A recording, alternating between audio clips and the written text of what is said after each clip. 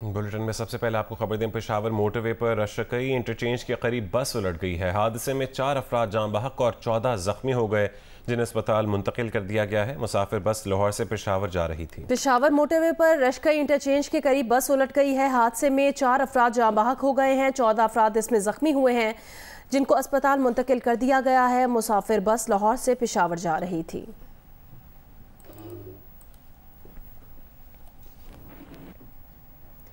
नवाज शरीफ 21 अक्टूबर को पाकिस्तान आएंगे। शहबाज शरीफ ने ऐलान किया है कि नवाज शरीफ लाहौर में लैंड करेंगे। शहबाज शरीफ ने लंदन में नवाज शरीफ के हमराह मीडिया से गुफ्तगू में कहा कि पूरा पाकिस्तान नवाज शरीफ की वापसी का मुंतज़िर है।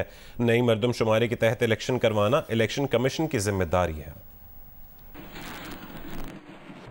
21 अक्टूबर को मियां नवाज शरीफ पाकिस्तान तशरीफ ला रहे हैं और पूरा पाकिस्तान उनका फकीदुल मिसाल इस्तकबाल करेगा।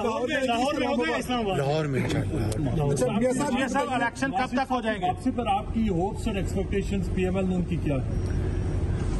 पूरा पाकिस्तान इंशाअल्लाह मियां नवाज शरीफ की वापसी का मुंतजर है इंशाअल्लाह, और इंशाअल्लाह दोबारा मईशत और मुल्क उसी तरह तरक्की करेगा जहां पर मियां नवाज शरीफ ने पाकिस्तान को 2017 में छोड़ा था, जब एक झूठे और बेबुनियाद मुकदमे में एक साजिश के तहत उनको इक़्तिदार से महरूम किया गया।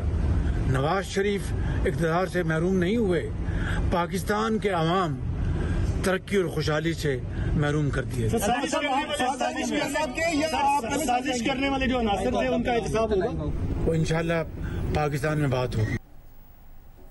निगरान वज़ीर पंजाब मोहसिन नकवी ने कहा है कि नवाज शरीफ की वापसी के बारे में कानूनी सूरत हाल का इल्म नहीं, जो भी कानूनी स्टेटस होगा उसके मुताबिक अमल किया जाएगा।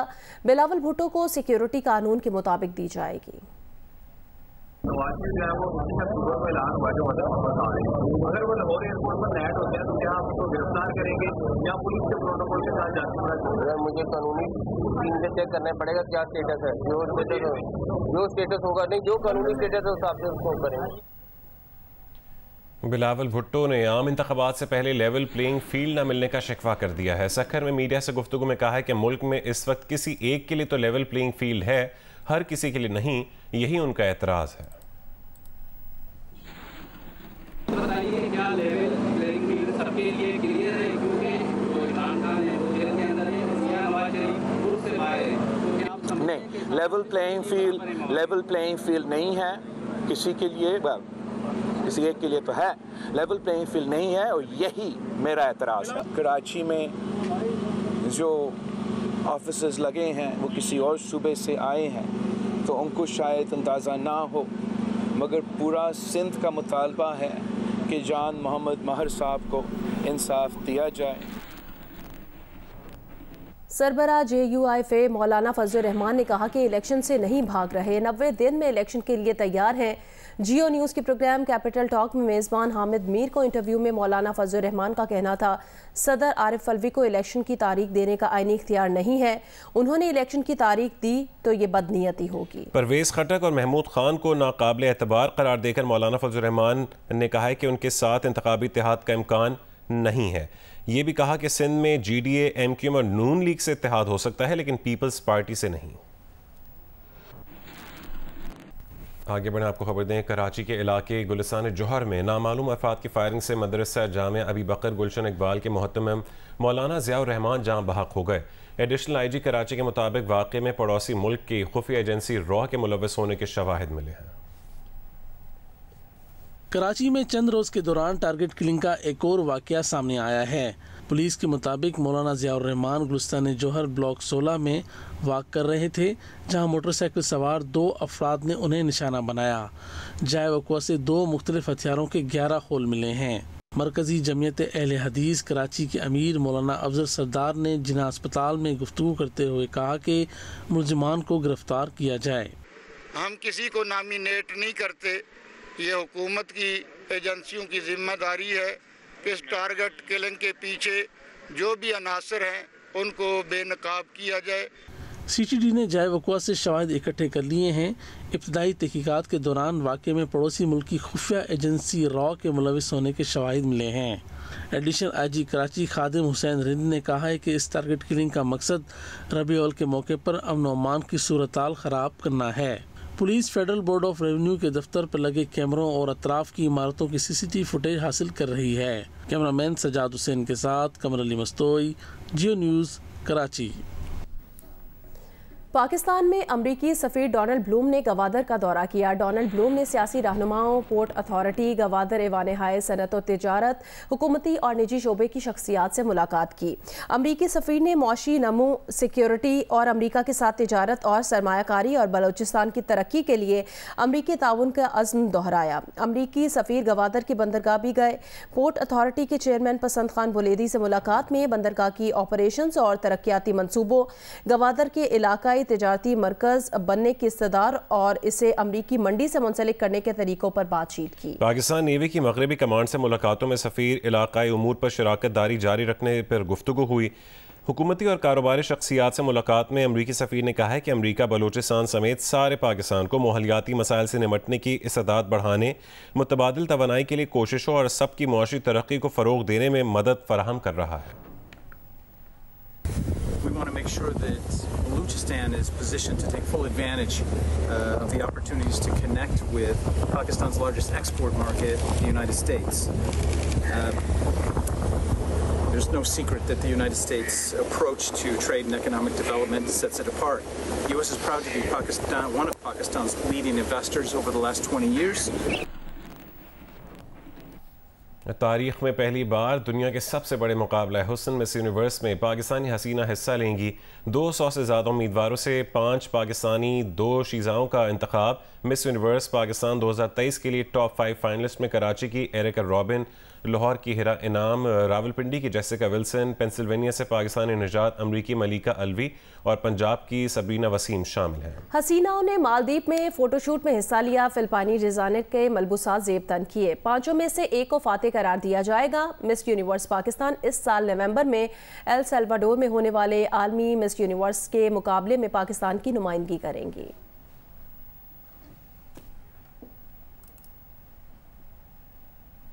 चीफ जस्टिस उमर अता बंदियाल की मुद्दत मुलाजमत में चंद रोज़ बाकी रह गए हैं। Senior anchor person Shahzeb Khanzada ने प्रोग्राम में कहा कि चीफ जस्टिस उमर अता बंदियाल का दौर अदलिया के दौर का मुतनाज़ तरीन दौर रहा। उनकी सास की ऑडियो लीक और मफादात के टकराव के बावजूद उन्होंने ऑडियो लीक कमीशन केस की समाअत की। सू मोटो इख्तियारात को अपने आप तक महदूद किया। अहम नौयत के केसेस पर साथी जजेस के मुतालबे के बावजूद फुल कोर्ट नहीं बनाया।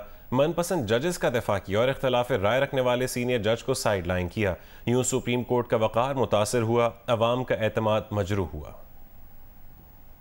चीफ जस्टिस उमर अता बंदियाल की मुद्दत मुलाजमत खत्म होने जा रही है और वो अपना ओहदा छोड़कर सुप्रीम कोर्ट से रुखसत हो रहे हैं, लेकिन वो जो मीरास छोड़कर जा रहे हैं उसे सुप्रीम कोर्ट के मुतनाज़े तरीन किरदार से मुताल्लिक तारीख में हमेशा याद रखा जाएगा।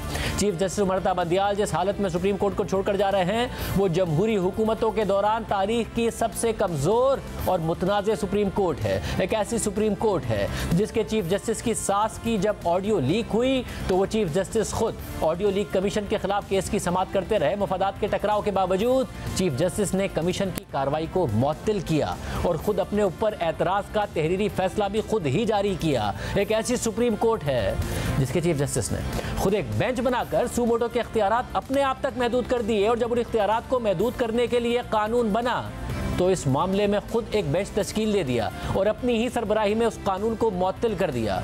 एक ऐसी सुप्रीम कोर्ट है जिसके जजेस अपने चीफ जस्टिस से मुतालबा करते रहे कि अहम नौयत के केसेस में फुल कोर्ट बनाया जाए, लेकिन फुल कोर्ट बनाने के बजाय साथ ही जजेस को ही अहम केसेस से अलग कर दिया गया।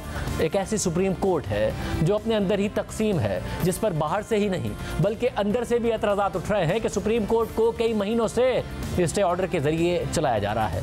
एक ऐसी सुप्रीम कोर्ट है जिसके चीफ जस्टिस पर अपने ही जजेस ने जानिबदारी का इल्ज़ाम लगाया, वन मैन शो के तहत सुप्रीम कोर्ट को चलाने का इल्ज़ाम लगाया, एक पार्टी का एजेंडा आगे बढ़ाने का इल्ज़ाम लगाया, आइन को दोबारा तहरीर करने का इल्ज़ाम लगाया और पार्लिमानी मामलात में मुदाखलत का इल्ज़ाम लगाया।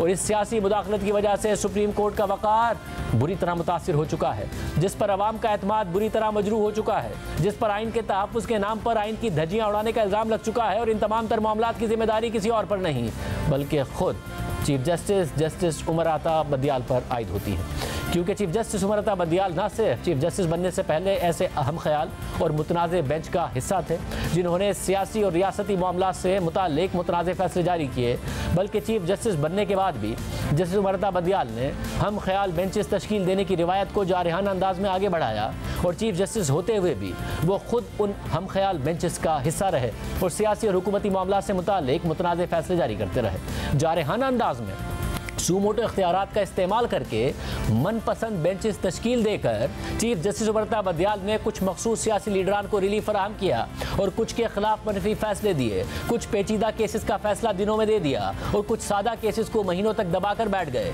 कुछ मखसूस सियासी जमातों का एजेंडा आगे बढ़ाया और कुछ मखसूस सियासी जमातों के खिलाफ खड़े हो गए। मगर ये मामला सियासी लीडरान और सियासी जमातों तक महदूद नहीं है। चीफ जस्टिस उमर अता बंदियाल ने अपनी मुद्दत मुलाजमत में अपने मनपसंद जजेस का दिफा किया, मगर जिन जजेस ने उनकी राय से इख्तलाफ किया उनमें से किसी के खिलाफ कार्रवाई और एहतसाब की बात की और किसी को साइड लाइन कर दिया। और सबसे हैरत अंगेज़ बात यह है कि चीफ जस्टिस उमर अता बंदियाल अपने बाद बनने वाले चीफ जस्टिस काजी फाइज ईसा के सामने खड़े हो गए। जस्टिस उमर अता बंदियाल के दौर में जस्टिस काजी फाइज ईसा मुकम्मल तौर पर साइड लाइन कर दिए गए। न सिर्फ उन्हें आम बेंचेस का हिस्सा नहीं बनाया गया, बल्कि उनके बाद के सीनियर तरीन जज जस्टिस सरदार तारिक मसूद के साथ भी यही रवैया अपनाया गया और गुज़िश्ता कई दिनों से वो सिर्फ चैम्बर के कामों में मसरूफ़ हैं, क्योंकि सुप्रीम कोर्ट एक स्टे ऑर्डर पर चल रही है। माहिर कानून सलाहुद्दीन अहमद का कहना है, इल्ज़ाम लगाया जाता है कि चीफ जस्टिस सियासी केसेस में अपना नज़रिया आगे बढ़ाने के लिए चंद जज साहिबान को बेंच का हिस्सा बनाते हैं। ये बात उन्होंने जियो न्यूज़ के प्रोग्राम आज शाहजेब खानज़ादा के साथ में बात करते हुए कही।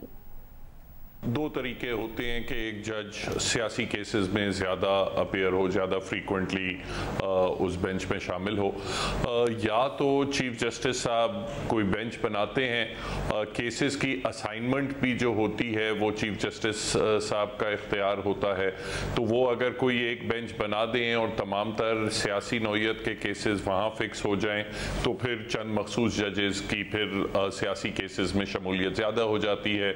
दूसरा तरीका ये होता है कि सियासी नौयत का कोई केस आए तो उसमें कोई स्पेशल बेंच, जिस तरह हमने कई मरतबा देखा है स्पेशल बेंच तश्कील दी जाती है, उसमें अगर चंद मखसूस जजेस को बारहा फेवर किया जाए तो ये फिर ट्रेंड नज़र आता है।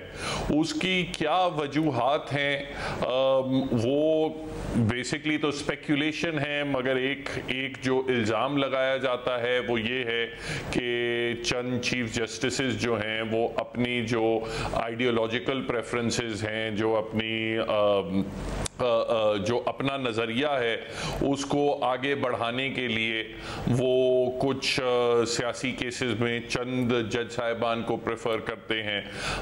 ये भी हो सकता है कि उनकी पर्सनल लाइकिंग डिसलाइकिंग हो, ये भी है कि आपस में दरारें हों, मगर बहरहाल ये चीज़ें तो नेचुरली जो मोटिव है उस पर तो स्पेक्यूलेशन है, मगर जो स्टेटिस्टिक्स हैं वो बड़े वाज़े हैं कि वो दिखाते हैं कि सियासी नौयत के केसेस में चंद जज साहिबान जो हैं वो 9-10 गुना ज़्यादा शामिल किए जाते हैं, और जबकि गैर सियासी केसेस में फ़र्क 1-1.5 का है।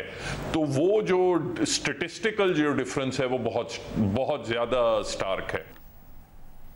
और अब बात क्रिकेट एशिया कप की। एशिया कप सुपर 4 मरहले में भारत ने श्रीलंका को शिकस्त देकर इवेंट के फाइनल के लिए क्वालिफाई कर लिया है। भारत के 213 रन्स के जवाब में श्रीलंकन टीम 172 रन्स बनाकर आउट हो गई। कुलदीप यादव ने 4 खिलाड़ियों को आउट किया। कोलंबो में खेले गए मैच में भारतीय टीम ने टॉस जीतकर बैटिंग का फैसला किया। रोहित शर्मा और शुभमन गिल ने टीम को 80 रन्स का आगाज फराहम किया। शुभमन गिल 19 रन्स बनाकर आउट हुए। विराट कोहली 3 रन्स बना सके। रोहित शर्मा 53 रन्स बनाकर आउट हुए। ईशान किशन ने 33 और केएल राहुल ने 39 रन्स बनाए। टर्निंग विकेट पर श्रीलंकन स्पिनर्स ने भारतीय बैटर्स को बड़ा स्कोर करने ना दिया और पूरी टीम आखिरी ओवर में 213 रन्स बनाकर आउट हो गई। विला लगे ने 5 और असरलान का ने 4 खिलाड़ियों को आउट किया। जवाब में श्रीलंका की विकेटें भी वक्फे से गिरती गईं। 99 रन पर आधी टीम पवेलियन लौट गई। फिर धनंजय डिसिल्वा और विलालगे ने 63 रन की शराकत बनाकर मैच में कुछ जान डाल दी, लेकिन जडेजा ने इस पार्टनरशिप का अख्ताम किया। डिसिल्वा 41 रन बनाकर आउट हो गए। थिक्शाना 2, राजिता 1 और पाथीराना बगैर कोई रन बनाए आउट हुए। विलालगे 42 रन बनाकर नॉट आउट रहे। श्रीलंकन टीम 172 रन बनाकर आउट हो गई। कुलदीप यादव ने 4, जडेजा और बुमराह ने 2-2 विकेटें हासिल की। इस फतह के बाद भारत ने एशिया कप के फाइनल के लिए क्वालिफाई कर लिया, जहां उसका मुकाबला जुमेरात को पाकिस्तान और श्रीलंका के दरमियान होने वाले मैच की फातेह से होगा। एशिया कप सुपर 4 के मैच में श्रीलंका के खिलाफ भारत की फतह ने इवेंट में पाकिस्तान और श्रीलंका के दरमियान जुमेरात को शेड्यूल्ड मैच को सेमीफाइनल की हैसियत दिला दी है। मंगल को भारत की फतह ने पाकिस्तान के लिए फाइनल में पहुंचने की राह आसान बना दी। अब उसे रन रेट की फिक्र किए बगैर बस श्रीलंका से मैच जीतना होगा। एशिया कप सुपर 4 मरहले में उस वक्त भारत दोनों मैचेस जीतकर और 4 पॉइंट्स हासिल करके फाइनल में पहुंच चुका है। पाकिस्तान और श्रीलंका को 2-2 मैचेस में से 1-1 में शिकस्त हुई। दोनों ही के 2-2 पॉइंट्स हैं। जुमेरात को पाकिस्तान और श्रीलंका की टीमें सुपर 4 मरहले के मैच में मद्दे मुकाबिल होंगी। इस मैच की फातेह टीम एशिया कप के फाइनल के लिए क्वालिफाई कर जाएगी। पाकिस्तानी फैंस को अब ये दुआ भी करना होगी कि जुमेरात को कोलंबो में बारिश मैच को मुतासिर ना करे, क्योंकि अगर मैच का नतीजा न आया और दोनों टीमों को 1-1 पॉइंट मिल गया तो फिर नेट रन रेट पर पाकिस्तान टीम फाइनल की दौड़ से आउट हो जाएगी और भारत की टीम के साथ श्रीलंका फाइनल खेलेगी। पेशावर में अद्वियात की होलसेल मार्केट में जान बचाने वाली अद्वियात की किल्लत है और अद्वियात न मिलने पर मरीजों को सख्त मुश्किलात का सामना करना पड़ रहा है। तफसीलात बताएंगे पेशावर से शीबा हैदर। पेशावर में जान बचाने वाली अद्वियात की किल्लत है। ब्लड प्रेशर, शुगर, अमराज कल्ब, मिर्गी, कुत्ते काटने वाली वैक्सीन समेत मुख्तलिफ अमराज की अद्वियात की किल्लत बदस्तूर बरकरार है। इस वक्त मैं मौजूद हूँ पेशावर की सबसे बड़ी होलसेल मेडिसिन मार्केट में। ये होलसेल मेडिसिन की सबसे बड़ी मार्केट है और यहाँ पर भी अद्वियात नहीं मिल रही, जिसकी वजह से जो मरीजों को शदीद मुश्किलात का सामना करना पड़ा है और शहरी जो है वो होलसेल मार्केटों का रुख कर रहे हैं ताकि उनको अद्वियात मिले, लेकिन यहाँ पर आकर उनको अद्वियात नहीं मिल रही और वो मायूसी के आलम में वापस लौट रहे हैं। इस होलसेल मार्केट की अगर हम बात करें तो यहाँ पर जो अद्वियात मिल रही हैं तो उनकी कीमतों में 200% तक इजाफा हुआ है। शहरी हुकूमत से यही मुतालबा कर रहे हैं कि हुकूमत मेडिसिन की दस्तयाबी को यकीनी बनाने के लिए मौसर इकदाम करे ताकि उनको रिलीफ मिल सके। जी, कबायली अजला की तारीख में पहली बार खातून SHO तैनात, चार्ज संभाल लिया। समरीन आमिर कहती हैं जिला कुरम की खवातीन भी आएँ और इज्जत के साथ ड्यूटी करें। रिपोर्ट करेंगे अली अफजल अफजाल। जमशुदा कबायली अजला की तारीख में पहली बार खातून SHO तैनात की गई है। फारा चनार से ताल्लुक रखने वाली 35 साल समरीन आमिर 13 साल कबल महकमे पुलिस में बतौर सर्चर भर्ती हुई थी। बाद में कबायली इंजमाम के बाद बकाया महकमे पुलिस का हिस्सा बन गई। समरीन आमिर ने वुमेन पुलिस रिपोर्टिंग सेंटर पर अशनार में SHO का चार्ज संभाल लिया है। इनका कहना है कि वो अपनी तमाम तर तवानाइयाँ खवातीन के मसाइल के हल के लिए वक़्फ़ कर देंगी। लेडीज पहले उनको बहुत ज्यादा मसला था इस चीज में, लेकिन अभी वो उनको काफी इस बात से सहूलत हो गया कि इधर रिपोर्टिंग सेंटर भी है, वो लेडीज हमारे पास आती हैं तो हम उनके जो मसले मसाइल होते हैं वो हल करते हैं। DPO कुरुम मोहम्मद इमरान का कहना है कि कबायली अजला में वुमेन एम्पावरमेंट की सबसे ज्यादा जरूरत है। हमारे पास और भी वुमेन आएंगी जो पढ़ी लिखी हैं, नई रिक्रूटमेंट में, तो हम उनको इनकरेज करेंगे, उन्हें एम्पावर करेंगे सो डैट कि वो अपनी वुमेन जो हैं कबायली अजला की, स्पेशली कुरम की, उनके लिए अपना किरदार अदा कर सकें। कबायली अजला में खवातीन पुलिस अफसर की तैनाती से कबायली खवातीन को अपने मसाइल बेहतर तरीके से बयान करने में आसानी हो सकेगी। कैमरामैन जावेद के साथ अली अफजल अफजाल, जियो न्यूज़, पारा चनार। भावनगर में यूरिया खाद का बहरान शिद्दत इख्तियार कर गया है। ज़ख़ीरा अंदोज़ महंगे दामों खाद फरोख्त कर रहे हैं। ज़िले इंतज़ामिया और प्राइस कंट्रोल कमेटियाँ भी कीमतों पर काबू पाने में नाकाम हैं। मज़ीद बताएंगे नुमाइंदा जियो न्यूज़ आरिफ शहजाद। जी, भावनगर में यूरिया खाद का बहरान एक दफ़ा फिर शिद्दत इख्तियार कर गया है। किसानों को कहीं से भी खाद कंट्रोल रेट पर नहीं मिल रही। यूरिया खाद का सरकारी रेट 3450 रुपये है, मगर मार्केट में ज़ख़ीरा अंदोज़ ब्लैक में 4200 रुपये से लेकर 4500 रुपये तक फ़रोख्त कर रहे हैं, जिसकी वजह से किसान शदीद मुश्किलात का शिकार हैं। किसानों का कहना है कि वो पहले ही शदीद महंगाई, डीजल, पेट्रोल और बिजली की कीमतों में बेपनाह इजाफे से परेशान हैं। ऐसे में खाद नायाब होने और ब्लैक में फ़रोख्त होने से वो ज़हनी अज़ियत का शिकार हो गए हैं। कपास की फसल इस वक्त तैयारी के आखिरी मराहल में है। बरवक़्त खाद न मिलने से पैदावार मुतासर होने का खदशा है। प्राइस कंट्रोल कमेटियाँ भी खाद की ज़ख़ीरा अंदोज़ी और सरकारी रेट पर यूरिया खाद फराहम करने में नाकाम नजर आती हैं। किसानों ने मुतालबा किया है कि फौरी तौर पर खाद की दस्तयाबी यकीनी बनाई जाए ताकि वो मजीद नुकसान से बच सकें। अक़वाम मुत्तहिदा में पाकिस्तान के मुस्तकिल मंदूब मुनीर अकरम ने कहा, जनरल असम्बली के इजलास में पाकिस्तान का मौक़िफ़ भरपूर अंदाज से पेश किया जाएगा। न्यूयॉर्क में जियो न्यूज़ के नुमाइंदे अजीम एम मियाँ को इंटरव्यू में उन्होंने पाकिस्तान के बड़े वफ़द और दाखिली सूरत हाल के पस मंज़र में इस दौरे पर बात की। 5 तो समिट मीटिंग्स होंगी, उसमें प्राइम मिनिस्टर साहब शिरकत करेंगे। कोई मेरे ख्याल में कोई 10 या 11 मिनिस्ट्रियल मीटिंग्स होंगी जिसमें फॉरेन मिनिस्टर साहब शिरकत करेंगे। तो प्रोग्राम काफ़ी बिजी है, टाइट और पैक्ड प्रोग्राम है। अब उसमें जो इंडिविजुअल बायलैटरल्स होंगी वो अभी तक फैसले हो रहे हैं। मुल्क के जो हालात हैं उसमें क्या ये ज़ेद देता है कि इतने बड़े बड़े डेलीगेशन जो हैं वो आकर बाहर पार्टिसिपेट करें? जी देखें, अब ये जो फैसले हैं ये ना मिशन के हैं ना फॉरेन मिनिस्ट्री के हैं, पर मैं सिर्फ ये कहना चाहता हूँ कि पाकिस्तान एक बहुत बड़ा मुल्क है और जहाँ भी इजलास होती हैं, इंटरनेशनल इजलास होती हैं, मीटिंग्स होती हैं, जैसे IPU है, ये भी इंटरनेशनल इदारा है, पार्लियामेंट्री यूनियन का इदारा है, तो उसमें अगर पाकिस्तान की शिरकत ना हो तो वो भी सही नहीं है। निगरान वज़ीर आज़म जो है वो इलेक्शन के लिए मतलब है कि ये इनका मकसूद होता है, लेकिन इंटरनेशनल बॉडीज़ के साथ इनका इंटरेक्शन जो है वो पाकिस्तान के लिए कितना फ़ायदेमंद हो सकता है? जी देखें, इस पे मेरे ख्याल में मैं इसके ऊपर कोई कमेंट नहीं देना चाहता हूँ, पर मैं आपसे ये सिर्फ जिक्र करना चाहता हूँ कि पाकिस्तान, जैसे मैंने कहा कि पाकिस्तान जब भी वज़ीर आज़म या फॉरेन मिनिस्टर जो भी हो वो आते हैं, वो पाकिस्तान की नुमाइंदगी करते हैं। तो पाकिस्तान की जो दाखिली सूरत हाल है इसका इम्पैक्ट जो है UNGA में कहीं पाकिस्तान के मामले में देखने में आने का इम्कान है, क्योंकि राइवल फोर्सेस भी हैं, हॉस्टाइल फोर्सेस भी हैं, they take the advantage of the situation. आपका कोई कमेंट इस बारे में? जी, मैं तो सिर्फ कहता हूँ कि UN चार्टर में एक बहुत अहम आर्टिकल है और उसे कहते हैं आर्टिकल 24। वो आर्टिकल कहता है non interference in the internal affairs of states. I observe that very strictly. आगे बढ़ते हैं। एंटी नारकोटिक्स फोर्स ने कराची इंटरनेशनल कंटेनर टर्मिनल पर कार्रवाई करते हुए मुल्क में स्मगलिंग की कोशिश नाकाम बनाते हुए इंपोर्ट किया गया 1.5 अरब रुपए से ज़्यादा मालियत का सामान बरामद कर लिया है।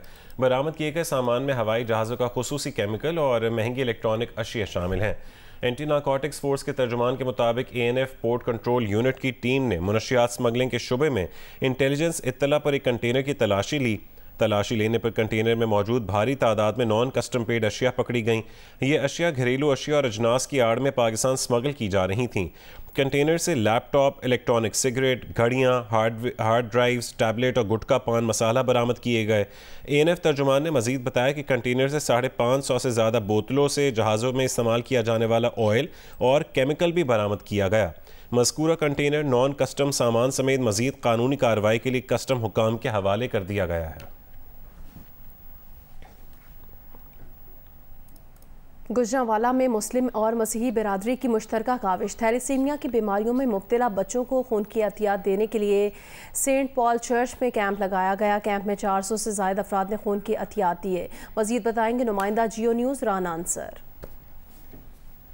आज ही हम मौजूद हैं सियालकोट रोड पर वाक़या एक चर्च में, जहां थैलासीमिया की बीमारी में मुब्तला बच्चों को खून का अतिया देने के लिए एक ब्लड कैंप लगाया गया है। और इस ब्लड कैंप की खूबसूरत बात यह है कि यहाँ पर क्रिश्चियन कम्यूनिटी और मुस्लिम कम्यूनिटी के लोग एक साथ बच्चों के लिए अपना अपना खून अतिया कर रहे हैं।